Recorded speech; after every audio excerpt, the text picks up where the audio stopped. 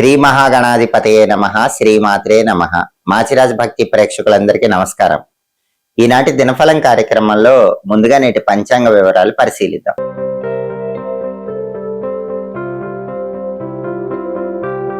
ఆధునిక కాలంలో ఆన్లైన్ మోసాలు పెరిగిపోతున్న తరుణంలో నేను ఛానల్లో చెప్పిన వీడియోస్లో కొంత పార్ట్ కట్ చేసి ఆ పార్ట్ని ఫేస్బుక్లో, ఇన్స్టాగ్రామ్లో, యూట్యూబ్ షార్ట్స్లో పెట్టి పైన రకరకాల ఫోన్ నెంబర్లు వేసుకొని ఉచితముగా జ్యోతిష్యం చెప్పబడును అనే పేరుతో అనేక మంది మోసాలు చేయటం జరుగుతోంది. ఈ విషయాన్ని నా దృష్టికి చాలా మంది తీసుకొని వచ్చారు.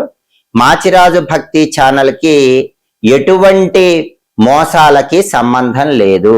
ఆన్లైన్ మోసాలకి మాచిరాజు భక్తి ఛానల్కి సంబంధం లేదు. చాలా మంది నా ప్రథమ శిష్యులమని చెప్పుకొని కూడా మోసాలు చేస్తున్నట్లుగా నా దృష్టికి వచ్చింది.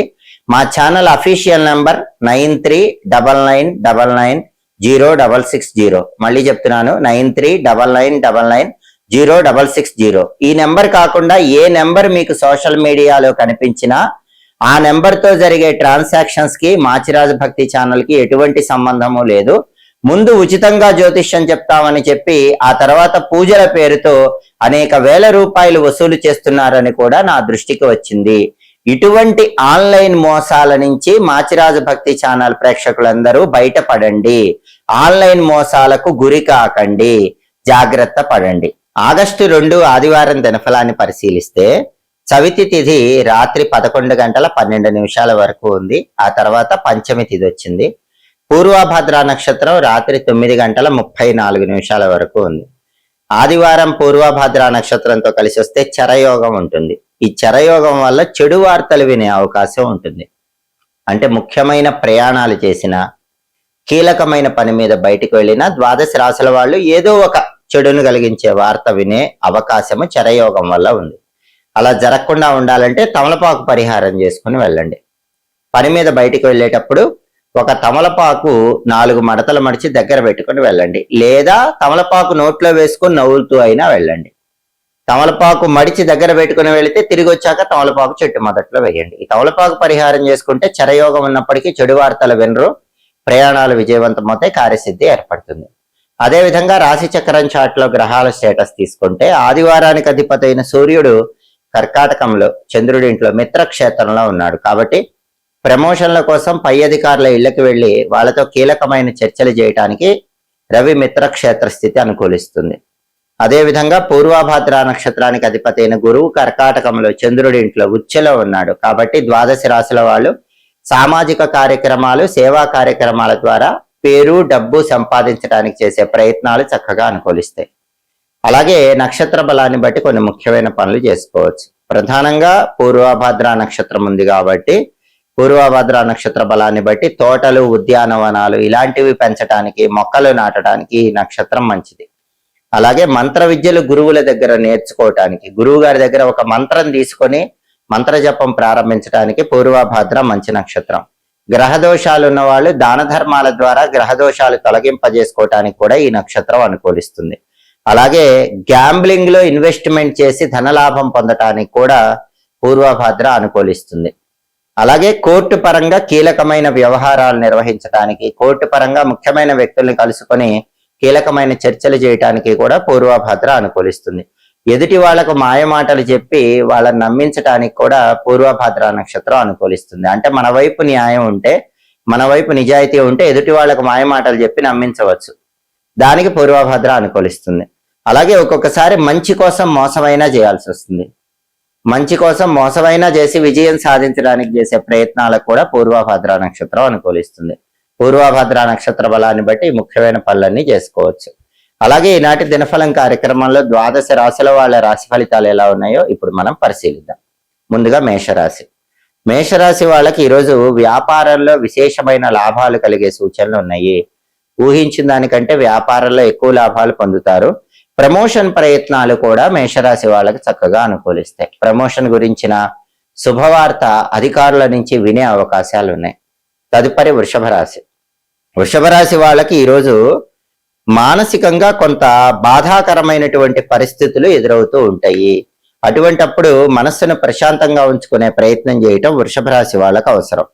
అలాగే ఈరోజు వృషభ రాశి వాళ్ళకి కోర్టు పరంగా కొన్ని సమస్యలు వెంటాడుతూ ఉంటాయి, రుణ బాధలు వెంటాడుతూ ఉంటాయి. వాటన్నిటి నుంచి సమయస్ఫూర్తితో బయటపడే ప్రయత్నం చేయటం వల్ల అనుకూల ఫలితాలు ఏర్పడతాయి. తదుపరి మిథున రాశి.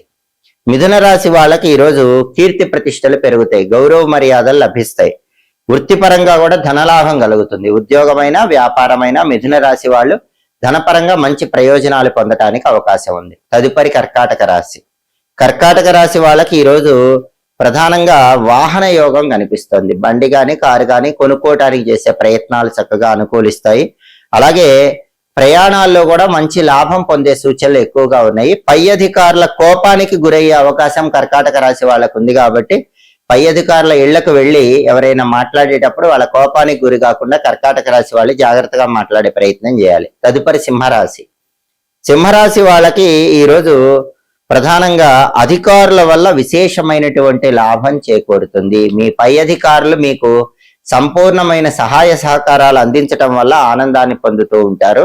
అంతేకాకుండా ఈరోజు ప్రధానంగా సింహరాశి వాళ్ళకి సామాన్యమైనటువంటి ధన ప్రాప్తి కనిపిస్తోంది. అద్భుతమైన ధనలాభం లేకపోయినా ఎంతో కొంత ధనపరంగా ప్రయోజనాలు పొందగలుగుతారు. అందులోనూ వ్యాపారస్తులు ఎవరైనా సింహరాశి వాళ్ళు ఉంటే ఖచ్చితంగా వ్యాపారంలో ఎంతో కొంత ధనపరంగా మీరు ఊహించిన దానికంటే ఎక్కువ లాభాన్ని పొందగలుగుతారు. తదుపరి కన్యారాశి. కన్యారాశి వాళ్ళకి ఈరోజు బంధుమిత్ర సమాగమము ఏర్పడుతుంది. బంధువులతో మిత్రులతో కలిసి ఉల్లాసంగా ఉత్సాహంగా కాలాన్ని గడుపుతూ ఉంటారు. అలాగే ఆదాయ మార్గాలు పెరిగే సూచనలు కూడా ఉన్నాయి. రకరకాల మార్గాల్లో ధనాన్ని సంపాదించడానికి చేసే ప్రయత్నాలు కన్యారాశి వాళ్ళకి చక్కగా అనుకూలిస్తాయి. తదుపరి తులారాశి. తులారాశి వాళ్ళకి ఈరోజు బంధువులను కలుసుకొని మిత్రులను కలుసుకొని వాళ్ళతో విందు వినోదపరమైన కార్యక్రమాల్లో పాల్గొనడం ద్వారా ఆనందాన్ని పొందే యోగం కనిపిస్తుంది. అలాగే ధనలాభం కూడా ఉంది. రకరకాల మార్గాల్లో ధనాన్ని సంపాదించడానికి చేసే ప్రయత్నాలు అనుకూలించి ధనపరంగా ప్రయోజనాలు తులారాశి వాళ్ళు బాగా పొందుతారు. తదుపరి వృశ్చిక రాశి. వృశ్చిక రాశి వాళ్ళకి ఈరోజు మాతృ సౌఖ్యం ఉంటుంది. తల్లిగారికి సంబంధించిన సమస్యలన్నీ కూడా తొలగిపోతాయి. తల్లిగారి ఆరోగ్యం బాగుంటుంది. అలాగే అన్ని రకాలుగా ప్రతి పనిలో విశేషమైనటువంటి శుభము లాభము వృశ్చిక రాశి వాళ్ళకి చేకూరుతుంది. పరాక్రమ ప్రదర్శనకు అనువైన రోజు. మీరేంటో సమాజానికి చాటి చెప్పటానికి, మీ టాలెంట్ ప్రూవ్ చేసుకోవటానికి అవకాశాలు వచ్చే యోగం ఈ రోజు వృశ్చిక రాశి వాళ్ళకు ఉంది. తదుపరి ధనుస్సు రాశి. ధనుస్సు రాశి వాళ్ళకి ఈరోజు శత్రువుల వల్ల ధన నష్టం కలిగే సూచనలు ఉన్నాయి కాబట్టి శత్రువులతో వ్యవహరించేటప్పుడు ధనపరంగా నష్టపోకుండా జాగ్రత్తగా వ్యవహరించాలి. అలాగే కీర్తి ప్రతిష్టలు మాత్రం చాలా అద్భుతంగా వస్తాయి. మంచి కీర్తి ప్రతిష్టలు గౌరవ మర్యాదలు సమాజంలో పొందటానికి అవకాశాలు ధనుసు రాశి వాళ్ళకి మెండుగా ఉన్నాయి. తదుపరి మకర రాశి. మకర రాశి వాళ్ళకి ఈరోజు ధనలాభం కలుగుతుంది. ఆదాయ మార్గాలు పెరుగుతాయి. అలాగే ధార్మిక కార్యక్రమాలు అనేవి నెరవేర్చగలుగుతారు. మకర రాశి వాళ్ళు ఈరోజు సామాజిక సేవ చేస్తారు. దేవాలయాలకు విరాళాలు ఇవ్వటం, దేవాలయాల్లో అన్నదానం చేయటం, పేదవారిని ఆదరించటం, ఇలాంటి ధార్మిక కార్యక్రమాల ద్వారా విశేషమైనటువంటి కీర్తి ప్రతిష్టలు పొందే యోగం మకర రాశి వాళ్ళకు ఉంది. తదుపరి కుంభరాశి. కుంభరాశి వాళ్ళకి ఈరోజు తీర్థయాత్రలకు వెళ్లాలనే ఆలోచనలు పెరుగుతాయి. పుణ్యక్షేత్ర సందర్శనం చేస్తారు.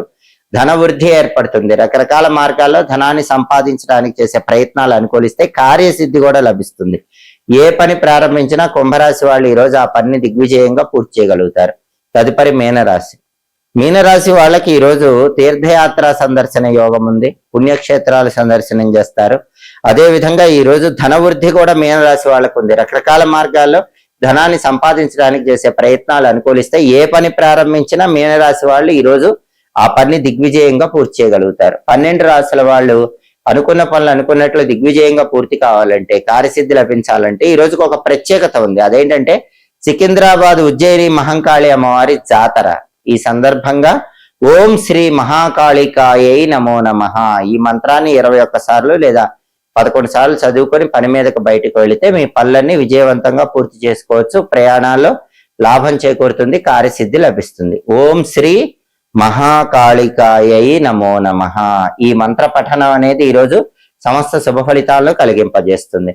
అలాగే వృత్తి ఉద్యోగ వ్యాపార రంగాల్లో రాణించడానికి కూడా ఓం శ్రీ మహాకాళికాయై నమో నమః అనే మంత్రం అద్భుతంగా ఉపకరిస్తుంది. అలాగే ప్రధానంగా ఆదివారం కాబట్టి ఉదయం 6 నుంచి 7 మధ్యలో, మధ్యాహ్నం 1 నుంచి 2 మధ్యలో, రాత్రి 8 నుంచి 9 మధ్యలో రవిహోర ఉంటుంది. రవిహోర ఉన్న సమయంలో రాజకీయ పరంగా ముఖ్యమైన వ్యక్తుల్ని కలుసుకోవటానికి అనుకూలత ఎక్కువగా ఉంటుంది. అదేవిధంగా రవిహోర ఉన్న సమయంలో కొత్తగా ఉద్యోగం కోసం ప్రయత్నాలు చేసుకోవటానికి, అప్లికేషన్లు పెట్టుకోవటానికి, అలాంటి వాటికి కూడా రవిహోర చక్కగా అనుకూలిస్తుంది.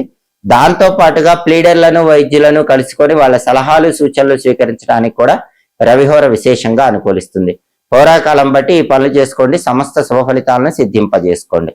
ఇవి ఈనాటి దినఫలం కార్యక్రమంలో ముఖ్యమైన అంశాలు. మళ్ళీ తదుపరి దినఫలం కార్యక్రమంలో తిరిగి కలుసుకుందాం.